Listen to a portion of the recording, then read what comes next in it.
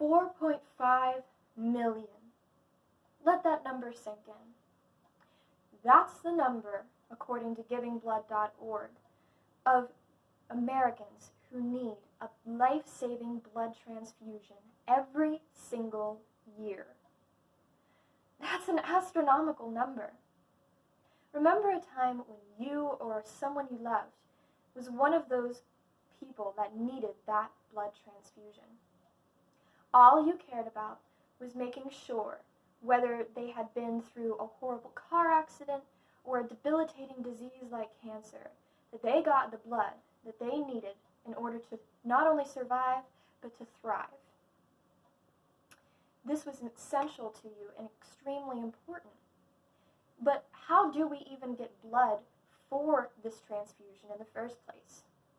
The answer to that is simple. It's from blood donations. 43,000. That's the number, also according to GivingBlood.org, of pints of donated blood are used in the U.S. and Canada each and every single day. That is quite the big number, which means, between these two facts, that donated blood is something we desperately need as a society, as a country, as a culture. However, something to keep in mind is that there has to be someone to donate this blood, and that person is you. We are the missing link for donating blood. In America, only about 37% of people, again, according to GivingBlood.org, are able to donate blood, but only 10% of this 37% even bother to. Which is why I'm asking you today, be that missing link, be that person who donates blood. And it's not just about saving lives either, there are also health benefits for you.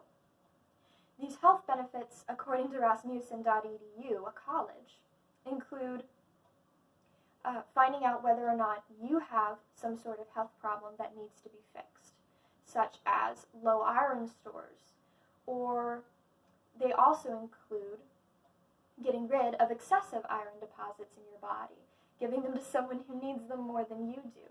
It can also even be linked to, according to a study,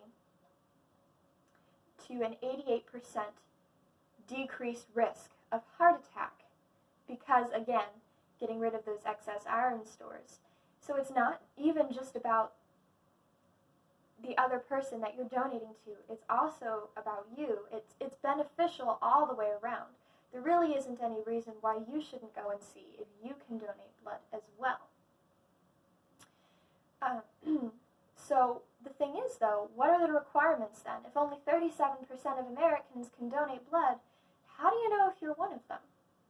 Well, according to mskcc.org, the requirements include good general health, being 110 plus pounds, and being the age of 16 or older in order to donate blood. To explain these requirements a little bit more, in good general health basically means that your blood isn't going to give a disease to somebody else, and that donating blood isn't going to be harmful for you. This is extremely important in donating blood, especially it also includes medications and things like that as well. If you're on blood thinners, that can cause the person you're donating blood to have thinned out blood, and that's not good for them. If you are on some sort of drug, then that could interfere with that person's body as well, or the drugs that they're using. And also, if you're donating blood and you're not in good health, it could be harmful to you, and that's the last thing people want. We don't want to cause more problems with our blood donations than we solve.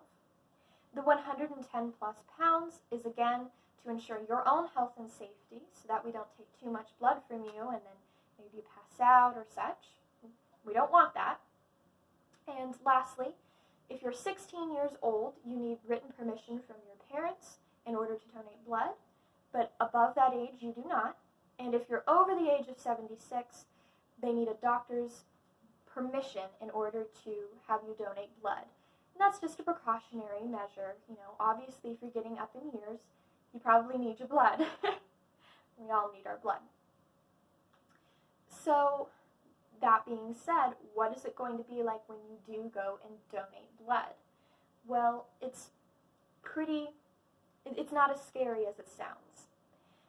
After having been through blood drives and helping out at blood drives myself and even donating blood, here's a little bit that I can tell you from my personal experiences. Number one, when you go in, they're going to ask for a photo ID, and if you're 16 years old, written permission. Number two, they're going to have you fill out a questionnaire, make you look over information to make sure you know what you're doing, and to make sure that you are good for giving blood, whether it be for your own health reasons or for the health reasons of the person you're donating to. And then three, when you go to donate your blood, they're going to have you lay down on a table. They're going to, while you're donating, the phlebotomist will have you probably take one of these, a little stress ball, and squeeze them while you donate in order to get your blood flowing. And they're going to take roughly a pint of blood. And that's the equivalent of saving 3 lives, again, according to givingblood.org. And afterwards, step 4, you get to have cookies and punch and different sweets like that to get your sugar up to help you out. They'll have you wait for a few minutes after you donate blood just to make sure you're doing okay. And if any problems arise, there are nurses there to ensure that you have help and that you're not in danger. So, how do you know where to go to donate blood in the first place, though? Our last point. If you go on to givingblood.org, redcrossblood.org, lots of websites with the name blood in it.